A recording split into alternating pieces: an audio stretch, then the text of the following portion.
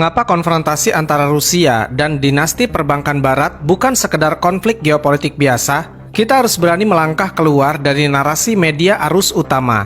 Kita harus masuk ke dalam labirin sejarah tersembunyi, membongkar struktur kekuasaan global, dan melihat bagaimana benang merah keuangan ini terhubung langsung dengan narasi eskatologi atau akhir zaman. Apa yang dilakukan oleh Vladimir Putin di panggung dunia hari ini bukan sekedar mempertahankan perbatasan wilayah, melainkan sebuah benturan peradaban melawan arsitek utama sistem keuangan modern yang telah memperbudak umat manusia selama berabad-abad. Semua konspirasi ini berakar dari sebuah formula kuno yang dicetuskan oleh Mayer Amschel Rothschild pada abad ke-18 di Frankfurt, Jerman. Beri aku kendali atas mata uang suatu bangsa, maka aku tidak peduli siapa yang membuat hukumnya.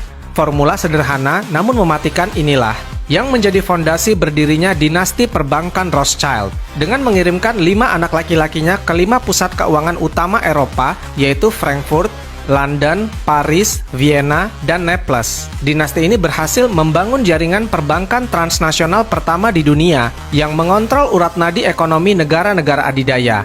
Mereka adalah pencipta sesungguhnya dari sistem perbankan fiat modern, sebuah sistem di mana uang kertas dicetak dari ketiadaan, tidak lagi dijamin oleh emas atau perak, melainkan dijamin oleh utang. Ketika sebuah pemerintah membutuhkan dana, mereka tidak mencetaknya sendiri, melainkan meminjamnya dari bank sentral swasta yang dikendalikan oleh kartel perbankan ini.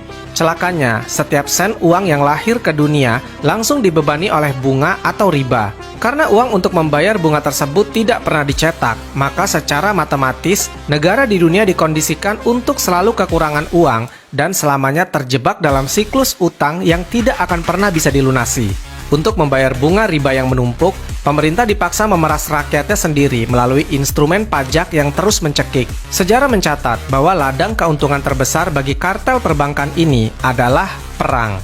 Perang membutuhkan biaya yang luar biasa masif dalam waktu yang singkat, memaksa negara-negara yang bertikai untuk meminjam uang dalam jumlah kolosal. Melalui jaringan intelijen dan likuiditas yang tidak terbatas, dinasti ini berulang kali mendanai kedua belah pihak yang sedang berperang secara bersamaan. Siapapun yang kalah atau menang di medan pertempuran, sang bankir di balik layar tetap keluar sebagai pemenang mutlak. Karena mereka mengantongi surat utang dan hak kelola atas aset-aset masa depan dari kedua negara tersebut. Inilah mesin uang ribawi berskala raksasa yang berhasil mendikte arah sejarah dunia, meruntuhkan kekaisaran, dan membentuk tatanan dunia baru sesuai kehendak mereka. Bagi audiens Muslim, konspirasi ini menjadi sangat nyata dan mengerikan ketika kita melihat keterikatan ideologis dan finansial yang sangat kuat antara dinasti perbankan ini dengan gerakan Zionisme internasional.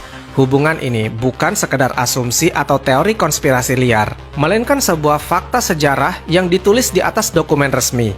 Mari kita tengok kembali tahun 1917, sebuah momentum krusial ketika Inggris mengeluarkan deklarasi Balfour.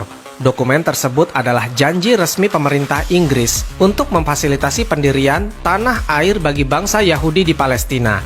Menariknya, surat legendaris itu tidak ditujukan kepada seorang kepala negara atau panglima militer, melainkan ditujukan langsung kepada Lord Walter Rothschild, yaitu sang pemimpin dinasti keuangan tersebut pada masanya. Mengapa? Karena tanpa sokongan dana raksasa dari kartel perbankan ini, proyek geopolitik untuk mengosongkan dan menduduki tanah Palestina tidak akan pernah bisa terwujud secara logistik.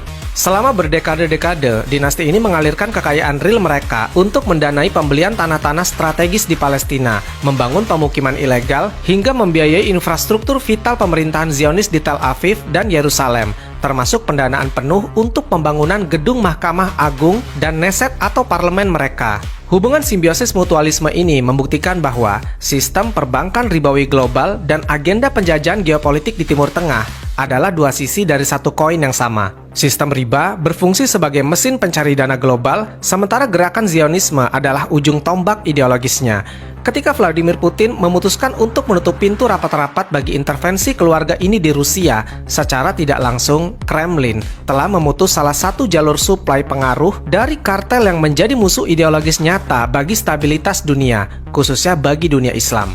Menghadapi gurita global dengan kekuatan finansial yang nyaris tanpa batas ini, Putin menyadari bahwa perlawanan defensif di dalam negeri saja tidak akan pernah cukup.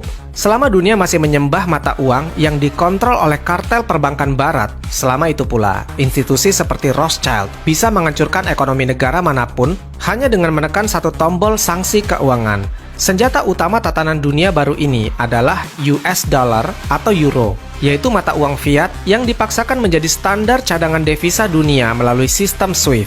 Maka dari itu, Rusia melancarkan serangan balik multidimensional yang paling ditakuti oleh Wall Street, City of London, dan Federal Reserve, yaitu gerakan dedolarisasi global melalui aliansi ekonomi BRICS, Brazil, Rusia, India, China, dan South Africa. Putin memimpin pembentukan blok ekonomi tandingan yang tujuannya menghancurkan hegemoni mata uang berbasis utang tersebut.